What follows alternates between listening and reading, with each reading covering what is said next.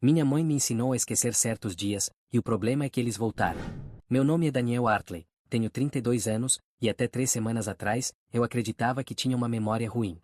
Não a pior, mas aquele tipo de memória que falha em momentos inconvenientes, esquecer onde deixei as chaves, não lembrar o nome de alguém que conheci em uma festa, perder o fio de conversas importantes. Minha namorada, Jéssica, costumava brincar que eu tinha memória de peixinho dourado. Eu ria junto, achando que era apenas uma peculiaridade minha, talvez genética. Afinal, minha mãe, Ellen, sempre foi a mesma. Ela esquecia aniversários, compromissos, conversas inteiras que tivemos no dia anterior. Mas 3 semanas atrás, algo mudou. Comecei a ter sonhos. Não sonhos normais, vagos e fragmentados como costumam ser, mas memórias vívidas, intensas, tão reais que eu acordava suando, com o coração disparado, sentindo cheiros que não estavam lá, ouvindo vozes que não existiam.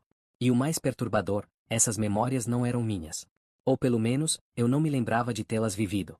Tudo começou com o sonho do porão. No sonho, eu tinha talvez 6 ou 7 anos. Estava descendo as escadas de madeira rangente para o porão da casa onde cresci, em uma pequena cidade no interior do Oregon. A luz estava fraca, apenas uma lâmpada nua balançando levemente, criando sombras dançantes nas paredes de concreto úmido. Minha mãe estava lá embaixo, de costas para mim, fazendo algo que eu não conseguia ver. Quando me aproximei, ela se virou bruscamente, e seu rosto estava diferente, não fisicamente, mas a expressão. Havia algo selvagem em seus olhos, algo desesperado. Daniel, ela disse, sua voz ecoando estranhamente naquele espaço confinado. Você precisa esquecer este dia. Pode fazer isso para a mamãe?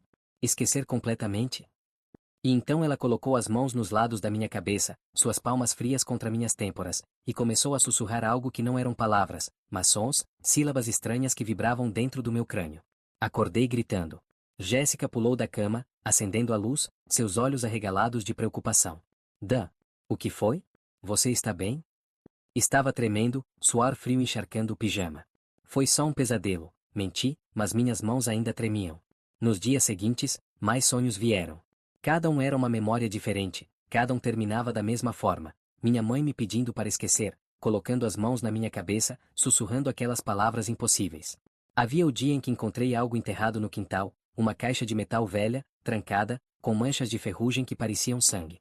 Havia o dia em que vi minha mãe conversando com um homem estranho em nosso carro, um homem de terno escuro que tinha cicatrizes nas mãos. Havia o dia em que acordei no hospital sem saber como tinha chegado lá, com minha mãe sentada ao meu lado, lágrimas escorrendo silenciosamente por seu rosto. E em cada uma dessas memórias, ela me fazia esquecer. Comecei a questionar minha sanidade. Seriam apenas sonhos elaborados, criados por um cérebro estressado?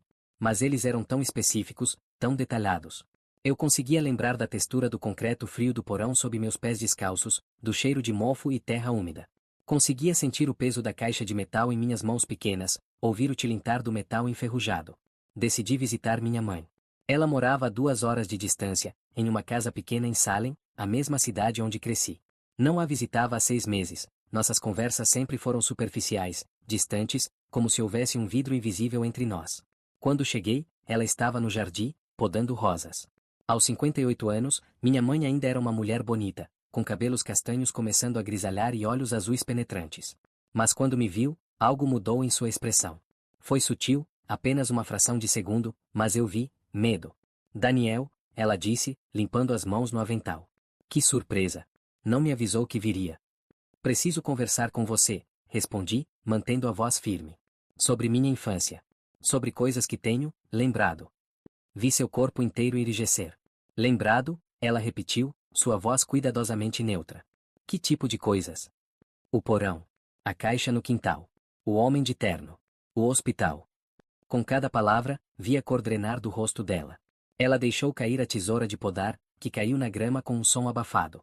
Entre, disse ela rapidamente, olhando ao redor como se temesse que alguém pudesse estar escutando. Precisamos conversar dentro. A sala de estar estava exatamente como eu me lembrava, ou achava que me lembrava. Móveis antigos, cortinas de renda, cheiro de lavanda e papel velho. Sentamo-nos, e por um longo momento, ninguém falou. Finalmente, minha mãe quebrou o silêncio. Como você está lembrando? Perguntou ela, e havia algo quebrado em sua voz. Não deveria ser possível. Eu fui tão cuidadosa. Cuidadosa, repeti, sentindo a raiva começar a borbulhar. Cuidadosa fazendo o quê, mãe? Apagando minha memória? Fazendo eu esquecer partes da minha vida? Ela fechou os olhos, respirando fundo. Quando os abriu novamente, lágrimas corriam por suas bochechas. Eu estava te protegendo, sussurrou. De coisas que uma criança nunca deveria ver. Nunca deveria carregar. Que coisas? Do que você estava me protegendo? Ela se levantou, caminhando até uma estante de livros antiga. Puxou um volume grosso, uma enciclopédia falsa, que se abriu revelando um compartimento oco. De dentro, retirou uma pasta amarelada, cheia de papéis, fotografias e recortes de jornal. Jogou tudo na mesa de centro entre nós. Seu pai, começou ela, sua voz tremendo, não morreu em um acidente de carro quando você tinha 5 anos. Isso foi o que te contei. O que te fiz acreditar. Senti como se o chão tivesse desaparecido sob meus pés. O que você quer dizer? Ela puxou um recorte de jornal amarelado. A manchete dizia: Homem assassinado em ritual bizarro, polícia investiga culto local. Havia uma foto. Um homem de olhos gentis e sorriso caloroso. Meu pai. Thomas Hartley foi morto por um grupo chamado a Congregação da Memória Eterna, explicou minha mãe, cada palavra parecendo arrancar pedaços dela. Um culto que acreditava que poderiam alcançar imortalidade transferindo memórias de uma pessoa para outra. Eles experimentaram em seu pai. E você viu tudo. O quarto girava. Segurei a borda da mesa para me estabilizar. Eu vi. Você tinha 5 anos. Estávamos visitando a avó dele no interior. Eles invadiram a casa no meio da noite. Te levaram junto com seu pai. Eu não consegui impedir. Quando a polícia os encontrou, seu pai estava morto, e você estava em estado catatônico, murmurando coisas terríveis. Ela soluçou, cobrindo o rosto com as mãos. Os médicos disseram que você nunca superaria o trauma. Que ficaria marcado para sempre. E então eu conheci alguém. Ela puxou uma foto de um homem de terno escuro. O homem do meu sonho. Dr. Marcus Vance. Ele dizia que podia ajudar. Que tinha desenvolvido uma técnica de supressão de memória seletiva. Não drogas, não hipnose tradicional, mas algo diferente. Algo que ele chamava de arquivamento neural. Ele poderia fazer você esquecer o trauma, mas mantendo o resto de você intacto. Olhei para a foto do homem. Suas cicatrizes nas mãos eram visíveis mesmo na imagem granulada. Você deixou um estranho mexer na mente do seu filho, minha voz saiu mais alta do que pretendia. Eu estava desesperada, ela gritou de volta. Você não comia, não falava, não dormia. Só ficava ali, olhando para o nada, revivendo aquilo repetidamente. Eu teria feito qualquer coisa para te trazer de volta. Silêncio pesado caiu entre nós. Finalmente, perguntei a única coisa que importava, e o que mais ele me fez esquecer? Além daquele dia. Ela hesitou, e soube que a resposta seria pior do que imaginava. As memórias voltavam, admitiu ela. Você começava a lembrar fragmentos. Pesadelos. Flashbacks. Então eu chamava o Dr. Vance de volta, e ele arquivava de novo. Mas cada vez que fazíamos isso, precisávamos apagar mais. As memórias ao redor do trauma original. Dias inteiros. Semanas. No final, Daniel, eu fiz você esquecer aproximadamente 2 anos da sua vida. Dos 5 aos 7 anos, há mais lacunas do que memórias reais. Senti náusea subir pela garganta. 2 anos. 2 anos da minha infância simplesmente, apagados. E agora elas estão voltando, murmurei. Por quê? Porque agora? O Dr. Vance me avisou que poderia acontecer.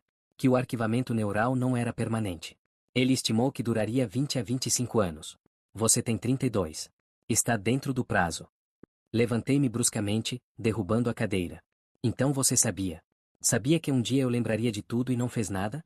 Não me preparou? Não me contou? Como eu poderia? Ela chorou. Como eu explicaria que roubei anos da sua vida? Que fiz experimentos na sua mente? Eu tinha esperança de que quando voltasse, você seria adulto o suficiente para lidar com isso. Mas eu estava errada. Sempre estive errada. Saí daquela casa sem olhar para trás, ignorando os gritos de minha mãe me pedindo para ficar, para deixá-la explicar mais. Dirigi por horas sem destino, tentando processar tudo. Quando finalmente parei, estava estacionado em frente a uma biblioteca pública em uma cidade que não reconheci. Entrei e passei horas pesquisando. A Congregação da Memória Eterna. Dr. Marcus Vance. Arquivamento neural. Encontrei mais do que esperava. O culto tinha sido real, desmantelado pela polícia 27 anos atrás. 13 membros presos, incluindo o líder, um homem chamado Elijah Cross. Meu pai foi a 6ª vítima. Houve 7 no total antes que fossem pegos. Quanto ao Dr. Vance, encontrei artigos acadêmicos dele de 30 anos atrás, todos sobre manipulação de memória e consciência. Mas então, há 25 anos, seus artigos pararam de ser publicados. Ele desapareceu do meio acadêmico. A última menção que encontrei foi uma nota de rodapé em um paper sobre ética e neurociência, citando que Vance foi desautorizado pela comunidade médica devido a experimentos não autorizados em sujeitos humanos.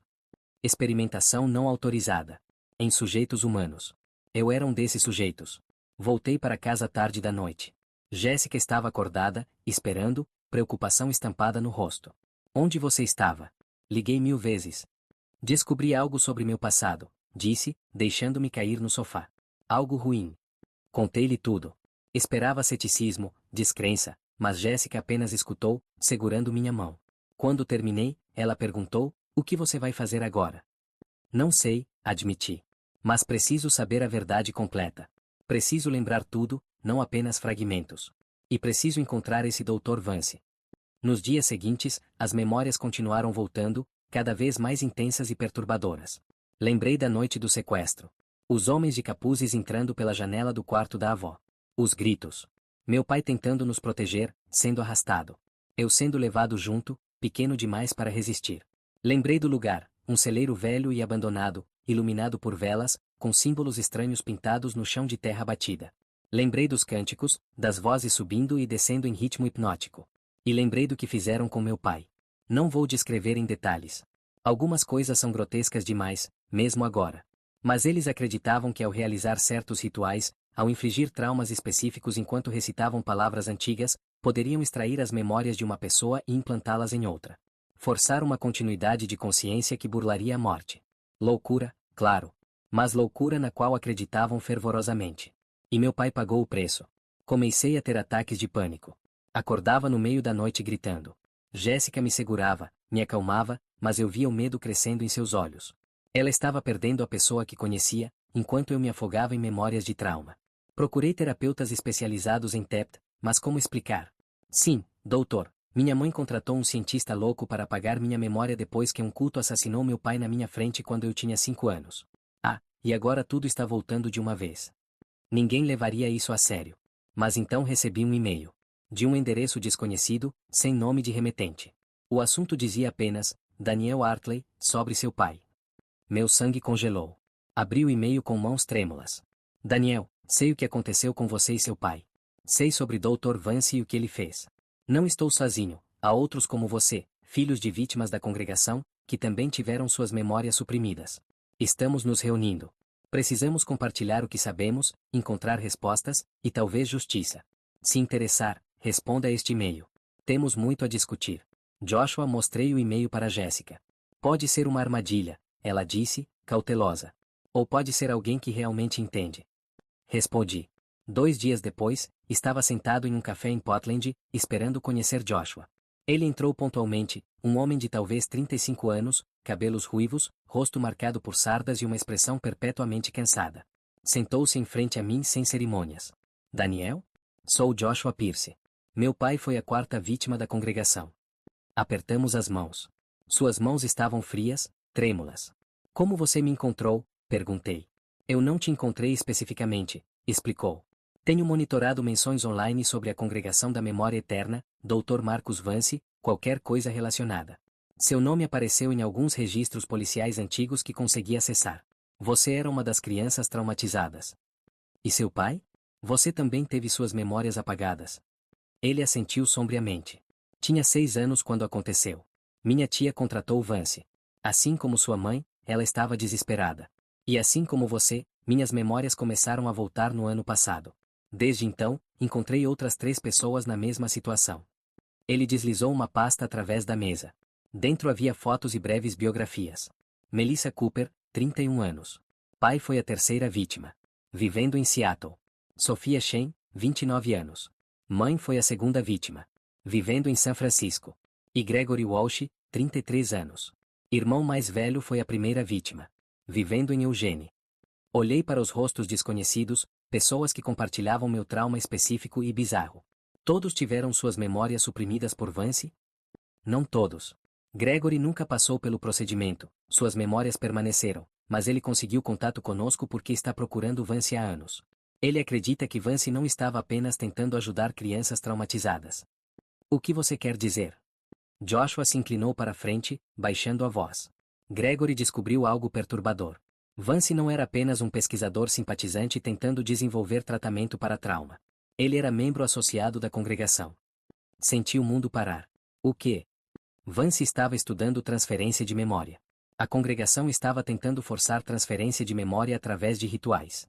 Não é coincidência. Gregory acredita que Vance usou suas vítimas, nós, as crianças traumatizadas, como experimentos. Que ele não estava apagando memórias, mas, estudando como memórias traumáticas específicas poderiam ser manipuladas, transferidas, talvez até implantadas em outros. Náusea me atingiu como uma onda. Então ele não me ajudou. Ele me usou. Usou todos nós. E Daniel, a mais. 3 dos membros da congregação que foram presos foram soltos há 5 anos por bom comportamento. E nos últimos 6 meses, todos os 3 desapareceram. Nenhum relatório policial, nenhum registro. Simplesmente, desapareceram. Você acha que eles estão ativos novamente? Não sei. Mas nossas memórias voltando agora, depois de 25 anos, exatamente quando Vance disse que voltariam. Membros da congregação desaparecendo?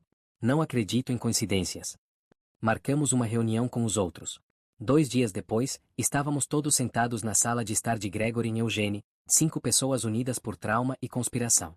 Gregory era um homem grande, forte, com cabelos grisalhos prematuros e olhos que já tinham visto demais. Melissa era pequena, quieta, sempre olhando por cima do ombro como se esperasse perigo. Sofia era o oposto, falante, quase agressivamente confiante, como se pudesse afastar o medo através de pura força de vontade. Então, começou Gregory, todos estamos aqui porque nossas memórias estão voltando. Mas precisamos pensar, por que agora? Por que todos ao mesmo tempo? Vance disse que duraria 20 a 25 anos, respondi. Estamos todos nessa faixa etária. Mas o timing é preciso demais, insistiu Sofia. Como se fosse programado. E se não for falha natural do arquivamento? E se alguém estiver desfazendo intencionalmente? Essa possibilidade não tinha me ocorrido. Quem poderia fazer isso? Vance, disse Melissa, sua voz mal acima de um sussurro. Ele criou o processo. Talvez possa revertê-lo remotamente. Ou alguém da congregação, adicionou Joshua. Se eles realmente estudaram transferência de memória, talvez tenham aprendido a manipulá-la. Gregory colocou papéis na mesa, pesquisa meticulosa que claramente consumiu anos de sua vida. Encontrei algo. Vance publicou um último paper antes de desaparecer da academia. Nele, teorizou sobre pontes neurais, conexões criadas durante o arquivamento que poderiam, teoricamente, ser reativadas externamente através de, ele chamou de frequências ressonantes específicas. Em português claro, pedi. Ele sugeriu que se você arquiva memórias da maneira certa, cria uma espécie de interruptor. E esse interruptor pode ser ligado novamente se alguém souber a frequência certa. Como uma fechadura e chave, mas para sua mente. O silêncio na sala era opressivo. Então alguém está fazendo nossas memórias voltarem de propósito, disse Sofia finalmente. Mas por quê? Talvez para terminar o que começaram, respondeu Gregory, sombrio. A congregação acreditava em continuidade de consciência. E se eles precisarem de nós, especificamente de nós, que testemunhamos os rituais, que temos essas memórias traumáticas arquivadas, para algum ritual final? Melissa começou a chorar silenciosamente. Joshua a confortou, passando o braço ao redor de seus ombros. Eu apenas sentei ali, processando a enormidade do que estava sendo sugerido. Precisamos encontrar Vance, disse finalmente. Ele tem respostas. Ele sabe o que fizeram conosco e por quê. Concordo, disse Gregory. E acho que sei onde começar a procurar. Ele mostrou um endereço rabiscado em um papel amarelado. Essa era a última residência conhecida de Vance, há 20 anos. Uma propriedade rural no norte do Oregon, perto da fronteira com Washington. Provavelmente abandonada agora, mas pode ter pistas. Quando vamos? Perguntou Sofia, já de pé. Amanhã, decidiu Gregory. Todos juntos. A segurança em números. Passamos a noite planejando. Gregory tinha armas, legalmente registradas, ele garantiu. Melissa tinha treinamento médico. Joshua era bom com tecnologia. Sofia era simplesmente feroz, determinada. E eu? Eu era o mais recente a lembrar, o que significava que minhas memórias eram as mais frescas, mais detalhadas. Talvez vissem coisas que os outros tinham esquecido novamente. Na manhã seguinte, os 5 entramos em 2 carros e dirigimos para o norte. A propriedade de Vance ficava a 3 horas de distância, isolada em uma área florestal densa.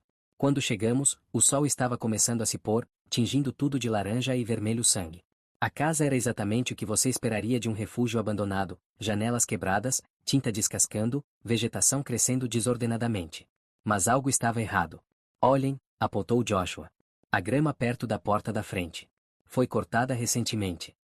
Ele estava certo. Enquanto o resto do terreno estava selvagem, havia um caminho limpo até a entrada.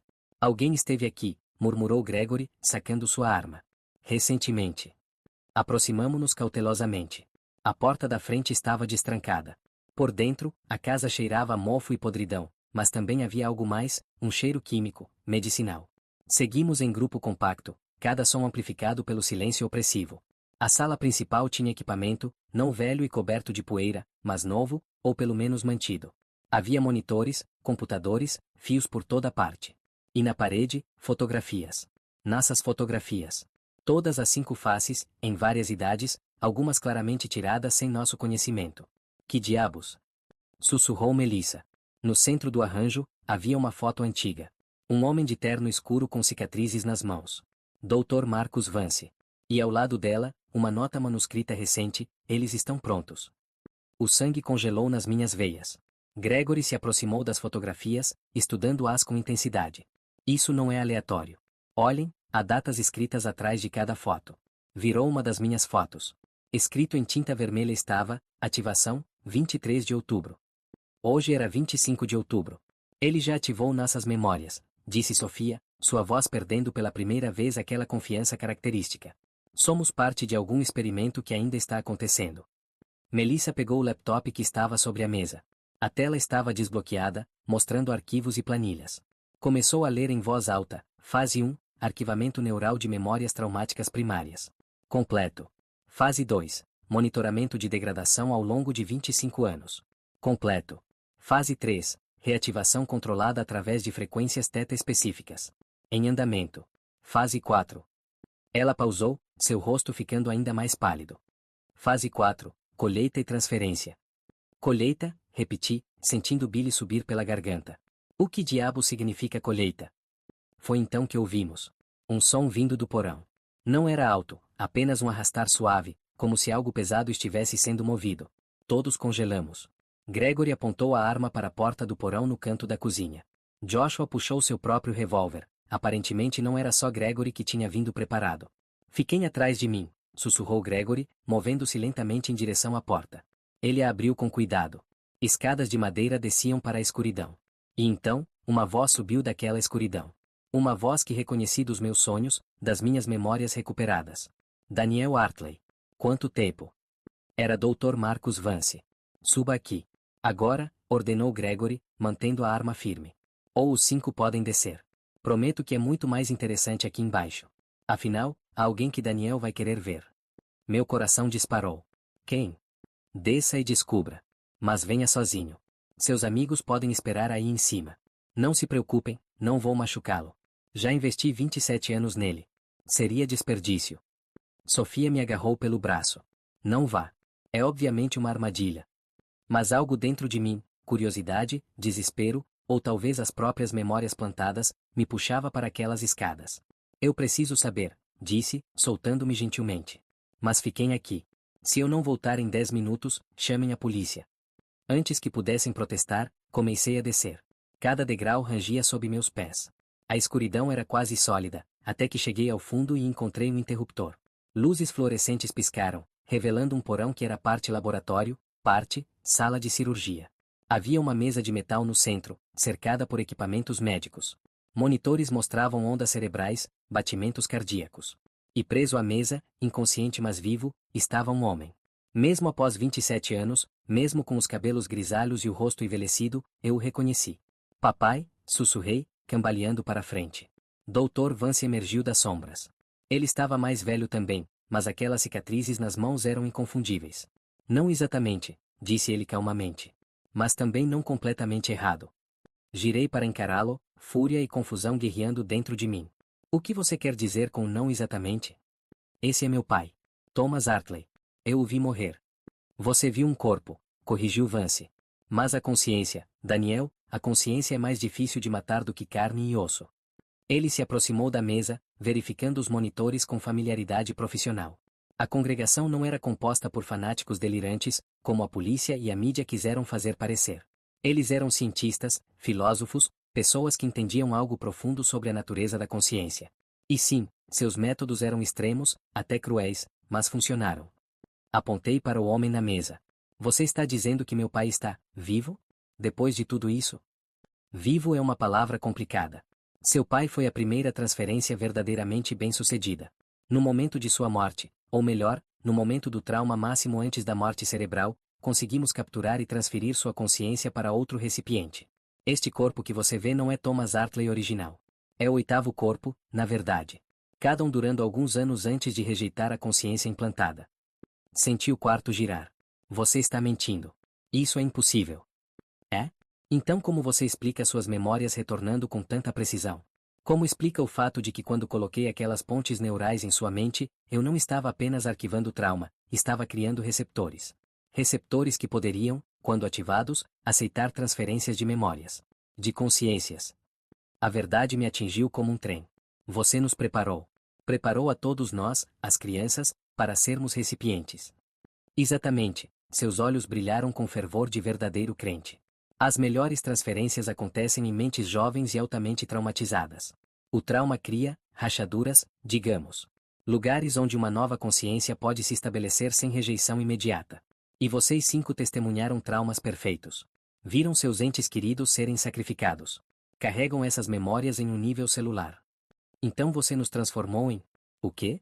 Recipientes vazios? Não vazios. Preparados. E agora, vocês estão prontos. Ele pressionou um botão no console. Os monitores mudaram, mostrando 5 padrões de ondas cerebrais diferentes. Reconheci um como o meu, estava sendo rastreado agora, em tempo real. Nos últimos 3 meses, tenho emitido frequências θ específicas na área onde todos vocês vivem. Não perceptíveis conscientemente, mas o suficiente para começar a desbloquear aquelas pontes neurais. As memórias voltando não foi acidental, foi o primeiro estágio. Primeiro estágio de quê? Demandei, embora já soubesse a resposta. Da transferência final. Os 5 membros principais da congregação, incluindo seu pai, estão presos em corpos envelhecendo e falhando.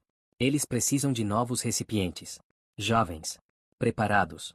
E vocês são perfeitos. Recuei em horror. Você vai nos matar. Vai apagar quem somos e colocar eles em nosso lugar. Não é matar. É evolução. Continuidade. Vocês 5 viverão, mas com consciências que trazem séculos de conhecimento combinado, sabedoria, propósito. Não é um presente. É assassinato, gritei. Passos pesados nas escadas. Gregory e os outros estavam descendo, armas em punho. Mas Vance não pareceu preocupado. Pressionou outro botão, e de repente, todos nós congelamos. Não fisicamente, mas mentalmente. Era como se meu cérebro tivesse tropeçado, meus pensamentos se fragmentando. Olhei para os outros e vi a mesma confusão, o mesmo pânico em seus olhos. As pontes neurais funcionam em ambas as direções, explicou Vance calmamente. Posso ativar memórias. Mas também posso interferir com o processamento neural atual. Considere isso um controle remoto para suas mentes. Tentei me mover, lutar, mas meu corpo não respondia adequadamente. Era aterrorizante, estar consciente mas preso dentro da própria pele. Vance começou a preparar equipamento. Seringas. Eletrodos. O processo leva aproximadamente 4 horas por pessoa. Começaremos com você, Daniel. Seu pai merece viver novamente. Ele foi um bom homem. Será novamente, em seu corpo jovem. Do meu ponto de vista congelado, vi minha vida inteira passar. Jéssica. Meu trabalho. Meus amigos. Tudo que fazia de mim quem eu era. Prestes a ser apagado, substituído por um homem morto há quase 3 décadas. E então, algo inesperado aconteceu. Minha mãe entrou no porão. Ellen Hartley, minha mãe, carregando algo que eu não consegui identificar inicialmente. Vance se virou, surpreso pela primeira vez. Ellen? O que você está fazendo aqui? Terminando isso, disse ela, sua voz mais firme do que eu já tinha ouvido. Na mão, ela segurava um detonador. Há explosivos espalhados por toda esta propriedade. Plantei-os ontem à noite, enquanto você estava em Portland buscando equipamento. Achei que você nunca notaria. Sempre foi arrogante demais para verificar detalhes básicos de segurança. O rosto de Vance perdeu a cor. Você não faria isso. Mataria seu próprio filho. Prefiro vê-lo morto do que transformado em recipiente para Thomas. Lágrimas corriam pelo rosto dela. Eu amei meu marido, Marcos. Mas ele morreu. E eu não vou deixar você destruir a vida que construí para meu filho só para trazer de volta uma versão distorcida dele. Ela olhou para mim, e vi décadas de culpa, arrependimento e amor em seus olhos. Daniel, sinto muito. Por tudo. Por deixar Vance entrar em sua mente. Por todos os anos de mentiras. Mas não vou deixar ele tirar o que resta de você. Vance deu um passo em direção a ela, mas Ellen apertou o botão levemente, um aviso. Libere-os. Agora. Ou todos nós vamos pelos ares. Por um momento longo e tenso, ninguém se moveu. Então Vance suspirou e pressionou o controle. Imediatamente, senti o controle retornar. Cambaleei, quase caindo, mas Gregory me segurou. Todos, para cima. Agora, ordenou minha mãe. Corremos pelas escadas. Minha mãe seguiu, mantendo o detonador visível. Mas Vance não tentou nos seguir. Em vez disso, ouvi sua voz ecoando do porão: vocês podem fugir hoje, mas as pontes neurais permanecem. Posso ativá-las de qualquer lugar. Eventualmente, vocês retornarão. Todos vocês. Saímos da casa correndo. Para os carros, gritou minha mãe. Temos talvez 5 minutos. Você realmente colocou explosivos? Perguntou Sofia enquanto corríamos. Sim. Aprendi algumas coisas úteis nos últimos 27 anos. Incluindo como fazer contatos no mercado negro. Entramos nos carros e aceleramos. Quando estávamos a cerca de 1 quilômetro de distância, minha mãe pressionou o detonador. A explosão sacudiu o chão. Olhando pelo retrovisor, vi chamas alaranjadas subindo acima das árvores, fumaça negra manchando o céu crepuscular. Paramos em um posto de gasolina abandonado alguns quilômetros adiante, todos ainda processando o que tinha acontecido. Como você sabia? Perguntei à minha mãe. Como sabia onde encontrar Vance? Sempre soube onde ele estava, admitiu ela. Ele me contatava periodicamente, atualizando-me sobre seu progresso. Tentando me convencer de que o que ele planejava era moralmente correto. Mas nos últimos meses, suas mensagens ficaram mais urgentes. Ele mencionou a colheita final. Foi quando soube que tinha que agir. Gregory se aproximou, ainda segurando sua arma. Você tem certeza de que ele morreu? Na explosão? Minha mãe balançou a cabeça. Não tenho certeza de nada. Mas destruiu o equipamento, os dados, tudo. Mesmo se ele sobreviveu, vai levar anos para reconstruir. E meu pai? Perguntei, minha voz quebrando. Aquele homem na mesa, era realmente ele? Ou era apenas outro corpo? Ela tocou meu rosto gentilmente. Não sei, filho. Talvez fosse. Talvez Vance estivesse dizendo a verdade sobre transferência de consciência. Ou talvez fosse apenas mais uma vítima de seus experimentos. Mas uma coisa eu sei, seu pai verdadeiro, o homem que amei, morreu há 27 anos. Qualquer coisa que Vance criou depois disso não seria mais ele. Passamos os próximos dias em um hotel barato em uma cidade distante, planejando nossos próximos passos. Melissa tinha contatos na imprensa, jornalistas investigativos que cobririam nossa história. Joshua tinha evidências digitais copiadas do laptop que Melissa pegou da casa antes da explosão. Gregory conhecia advogados especializados em casos bizarros. E Sofia simplesmente tinha a energia furiosa necessária para manter todos nós em movimento quando o desespero ameaçava nos paralisar. Nos tornamos uma família estranha, 5 pessoas unidas por trauma compartilhado e sobrevivência. Decidimos contar tudo. Toda a história. Não importava se as pessoas acreditariam. Tínhamos provas suficientes para pelo menos levantar questões, iniciar investigações. Minha mãe se entregou às autoridades, confessando sua parte em permitir a experimentação não autorizada em uma criança. Foi processada, mas recebeu apenas serviço comunitário. O juiz concordou que ela era tanto vítima quanto cúmplice. Quanto a mim, comecei terapia real. Não para apagar memórias, mas para aprender a viver com elas. Para separar trauma de identidade. Para aceitar que sou formado tanto pelas coisas que lembro quanto pelas que esqueci. As memórias continuaram voltando, mas mais lentamente agora, de forma mais manejável. Cada uma era dolorosa, mas também era minha. Parte da minha história, não importa quão terrível. Jéssica ficou ao meu lado através de tudo. Houve noites em que acordei gritando, dias em que mal conseguia funcionar. Mas ela permaneceu. Para melhor ou pior, ela disse uma noite, segurando minha mão. Mesmo quando o pior envolve cultos, cientistas loucos e explosões. 6 meses depois, a história finalmente foi a público. A Congregação da Memória Eterna, experimentos de transferência de consciência continuaram por décadas após desmantelamento. Foi manchete internacional. Investigações foram abertas. Corpos foram exumados e identificados. Outros sobreviventes começaram a surgir, não apenas crianças das 7 vítimas originais, mas dezenas de outros que tinham passado por procedimentos de Vance ao longo dos anos. A escala de sua experimentação era muito maior do que imaginávamos. Ele tinha operado clínicas clandestinas em 5 estados, trabalhando com pessoas ricas dispostas a pagar fortunas pela chance de transferir entes queridos moribundos para corpos mais jovens. A maioria falhou. Alguns resultaram em mortes. E alguns funcionaram. Pelo menos parcialmente. Conheci um deles, um homem de 40 anos chamado Robert, que insistia que também era sua própria avó. Ele carregava memórias de ambas as vidas, duas consciências aparentemente coexistindo em um único corpo. Conversamos por horas. Ele era fascinante e trágico em igual medida, preso em uma guerra civil mental eterna. Você teve sorte, disse ele. Vance falhou com você. Suas memórias voltaram, mas você ainda é você. Eu não sei quem sou. Robbie? Vovó Marta? Ambos? Nenhum? Saí daquela conversa grato por minha mãe ter me protegido quando eu era criança, mesmo que através de meios questionáveis. E grato por ela ter destruído o laboratório de Vance antes que ele pudesse completar sua colheita. Quanto ao próprio Vance, nunca foi encontrado. Nenhum corpo nos escombros correspondeu ao perfil dele. A teoria oficial era que ele tinha escapado e estava escondido, possivelmente no exterior. Mas às vezes, tarde da noite, eu me perguntava. Aquele homem na mesa no porão, que foi identificado através de registros dentários como sendo de fato um corpo correspondente a Thomas Hartley, tinha desaparecido antes que os investigadores chegassem. A explosão o destruiu? Foi levado por Vance? Ou realmente existia alguma consciência ali, e ela agora estava livre? Nunca terei respostas completas. A vida raramente oferece isso. Mas aprendi a viver com incerteza. Com memórias que podem ou não ser completamente minhas. Com a possibilidade de que em algum lugar, de alguma forma, pedaços do passado ainda me observam, aguardam, planejam. Um ano depois da explosão, casei com Jéssica. Foi uma cerimônia pequena, apenas nossos amigos mais próximos, surpreendentemente, os outros 4, Gregory, Melissa, Joshua e Sofia. Eles se tornaram minha família escolhida. Minha mãe estava lá também, sentada no fundo, chorando silenciosamente. Não tínhamos um relacionamento perfeito, talvez nunca teríamos. Mas estávamos tentando. Durante minha lua de mel, tive um último sonho sobre o porão. Mas dessa vez era diferente. Não era uma memória. Era apenas um sonho.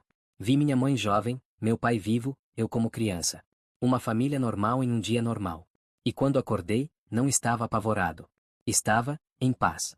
Porque percebi algo importante. Não importa o que Vance fez com minha mente, não importa quais memórias foram arquivadas ou recuperadas, eu ainda era a soma de minhas escolhas. Escolhi lutar. Escolhi sobreviver. Escolhi construir uma vida apesar do trauma. E essas escolhas eram indelevelmente, inquestionavelmente minhas. Hoje, trabalho com uma organização que ajuda vítimas de experimentação médica não autorizada. Uso minha história para dar voz aos que foram silenciados, para trazer justiça aos que foram explorados. É um trabalho pesado, emocionalmente exaustivo. Mas é propósito. É significado tirado de horror. É transformar trauma em algo útil. Às vezes ainda tenho flashbacks. Ainda acordo no meio da noite, convencido por um momento aterrorizante de que estou de volta naquele porão, preso enquanto Vance prepara as seringas. Mas então Jéssica me toca, me âncora, me lembra onde estou. Quem sou? Quanto às pontes neurais que Vance instalou, neurologistas que examinaram minha mente através de scans avançados confirmaram que havia estruturas anormais em meu cérebro. Alterações que não deveriam estar lá naturalmente. Podiam ser removidas cirurgicamente, disseram, mas com risco significativo. Decidi mantê-las. Elas são parte de mim agora. Cicatrizes internas, talvez, mas também evidências de sobrevivência. E de qualquer forma, Vance estava morto ou fugido. Sua tecnologia foi destruída. As chances de alguém poder ativá-las novamente eram essencialmente zero. Pelo menos era isso que eu dizia a mim mesmo. 2 anos após o casamento, Jéssica ficou grávida. Quando soubemos, sentei em silêncio por 1 hora inteira, processando. Ia ser pai. Ia criar uma criança. E diferentemente de como fui criado, meu filho ou filha cresceria sabendo a verdade. Nunca esconderia coisas deles. Nunca permitiria que alguém mexesse em suas memórias. Eles teriam a infância que me foi negada. Nossa filha nasceu em março, pequena, perfeita, com os olhos de Jéssica e meu nariz. Nós a chamamos de Hope. Esperança. Porque era exatamente isso que ela representava. Esperança de que ciclos podem ser quebrados. De que trauma não precisa ser passado adiante. De que podemos, sim, construir algo belo mesmo quando viemos de algo horrível. Segurando-a pela primeira vez, chorei. Não de tristeza, mas de alívio. Porque finalmente, após anos de luta, senti que tinha verdadeiramente escapado do passado. Não apagando, mas transcendendo. Minha mãe visitou quando Hope tinha 2 semanas. Segurou a neta com mãos trêmulas, lágrimas escorrendo livremente. Ela é linda, sussurrou. Ela é perfeita. E Daniel, você será um pai melhor do que jamais pude ser mãe. Você fez o melhor que pôde, respondi, e percebi que acreditava nisso. Em circunstâncias impossíveis, você me protegeu do jeito que sabia. Naquela noite, depois que minha mãe foi embora, sentei na cadeira de balanço do quarto de Hope, observando-a dormir. Pensei em tudo que tinha passado. O trauma. O esquecimento forçado. As memórias retornando. A descoberta da verdade. A luta pela sobrevivência. E agora, segurando esta vida nova e inocente, percebi que tinha uma escolha. Podia deixar o passado me definir, ou podia deixá-lo informar quem eu escolhia ser. Podia viver com medo de que Vance ainda estivesse lá fora, ou podia viver plenamente apesar dessa possibilidade. Podia ser prisioneiro de memórias, tanto as apagadas quanto as recuperadas, ou podia ser arquiteto do meu próprio futuro. Escolhi o futuro. 3 anos se passaram. Hope estava crescendo rápida, falante, curiosa sobre tudo. Gregory teve uma filha também. Melissa se casou. Joshua começou uma fundação de caridade. Sofia escreveu um livro sobre nossas experiências que se tornou best-seller. Todos nós construímos vidas. Vidas reais, significativas, livres. E então, em uma manhã comum de terça-feira, recebi um envelope pelo correio. Sem remetente. Dentro, havia apenas uma fotografia. Era recente, eu podia dizer pela minha aparência. Tirada da janela da minha sala, mostrando-me brincando com Hope no chão. No verso, escrito em caligrafia que reconheci dos arquivos de Vance, as pontes ainda funcionam. E eu sou muito paciente. MV. Minha primeira reação foi pânico. Ele estava vivo. Estava observando. Mas então respirei fundo, olhei para Hope rindo enquanto empilhava blocos, e tomei uma decisão. Liguei para Gregory. Depois Melissa. Joshua. Sofia. Em uma hora, todos tinham recebido fotos similares. Todas recentes. Todas perturbadoras. Ele quer que tenhamos medo, disse Gregory. Quer que passemos o resto de nossas vidas olhando por cima do ombro. Então não daremos a ele essa satisfação, respondeu Sofia ferozmente. Já sobrevivemos a ele uma vez. Sobreviveremos novamente. Contatamos as autoridades. Aumentamos a segurança de nossas casas. Mas, mais importante, decidimos não deixar o medo nos paralisar. Porque Vance já tinha roubado anos de nossas vidas. Não daríamos a ele um dia a mais. Hoje, 5 anos depois daquela foto, ainda não houve mais contato. Nenhuma tentativa de sequestro. Nenhuma ativação de pontes neurais. Talvez Vance esteja apenas brincando conosco. Talvez suas capacidades eram exageradas. Ou talvez, apenas talvez, observar-nos construir vidas felizes apesar dele seja sua maior derrota. Hope tem 8 anos agora. Inteligente, gentil, completamente alheia aos horrores que precederam seu nascimento. E pretendo manter assim pelo maior tempo possível. Não esconderei a verdade dela eventualmente, já aprendi sobre os perigos de segredos. Mas por enquanto, ela é apenas uma criança. Merecedora de inocência. Merecedora de uma infância completa, não fragmentada por esquecimentos forçados. Às vezes olho para ela e vejo reflexos de meu pai, expressões que não deveria ser capaz de me lembrar, mas que voltaram com as memórias recuperadas. E me pergunto se consciência realmente pode ser transferida, se alguma parte dele vive além daquele corpo que explodiu no porão de Vance. Prefiro acreditar que não. Que ele descansou há 27 anos e que as memórias que recuperei são só isso, memórias. Ecos de um passado que aconteceu, não entidades vivendo dentro de mim. Mas a verdade é que nunca saberei com certeza. E tive que fazer paz com essa incerteza. Minha mãe faleceu no ano passado. Câncer, rápido e implacável. Nos últimos dias, segurei sua mão e ela me pediu desculpas pela milésima vez. Já perdoei você, disse, e era verdade. Você fez o que achou certo. E no final, me salvou. Ela sorriu, lágrimas nos cantos dos olhos. Você é tão parecido com ele, sabe? Seu pai. Não só no rosto, mas no coração.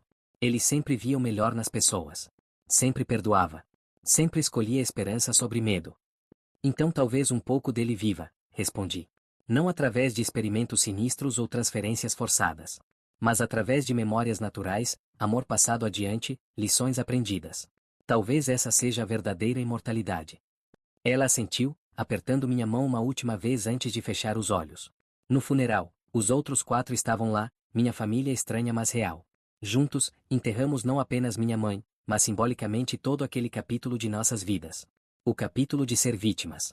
Agora éramos sobreviventes. E mais do que isso, éramos vitoriosos. Hoje, quando vejo Hope brincar, quando a ouço rir, quando a observo descobrir o mundo com olhos maravilhados, sinto gratidão profunda. Gratidão por cada dia que tenho, cada memória que faço. Porque aprendi da maneira mais difícil possível que memórias não são só registros do passado. São fundações do presente. São promessas para o futuro. E são, no final, o que nos torna humanos. Minha mãe me ensinou a esquecer certos dias. Mas a vida me ensinou algo mais importante, que mesmo os dias mais sombrios, as memórias mais traumáticas, as experiências mais dolorosas, todos merecem ser lembrados. Porque só enfrentando nosso passado completo, em toda a sua complexidade terrível e bela, podemos verdadeiramente possuir nosso presente e construir nosso futuro. As memórias voltaram. E embora isso tenha sido doloroso, aterrorizante, quase fatal, também foi libertador. Porque agora sou inteiro. Não fragmentado. Não arquivado. Não controlado. Apenas Daniel Artley. Marido, pai, sobrevivente, humano. Completamente, gloriosamente, imperfeita e maravilhosamente humano. E se Vance ainda está lá fora, observando, esperando? Que observe. Verá um homem que recusou ser definido por trauma. Uma família que escolheu amor sobre medo. Uma vida construída não apesar do passado terrível, mas através dele. Porque no final, memória não é destino. É apenas ponto de partida. E eu escolhi para onde ir a partir daqui. Se essa história é sobre memórias perdidas, experimentos sombrios e a luta desesperada pela própria identidade te deixou sem fôlego, você não pode perder os próximos relatos perturbadores que vão fazer você questionar a própria realidade. Inscreva-se no canal agora e ative o sininho para acompanhar mais casos que exploram os limites entre memória, identidade e sobrevivência, histórias que provam que às vezes, lembrar é a única maneira de ser verdadeiramente livre.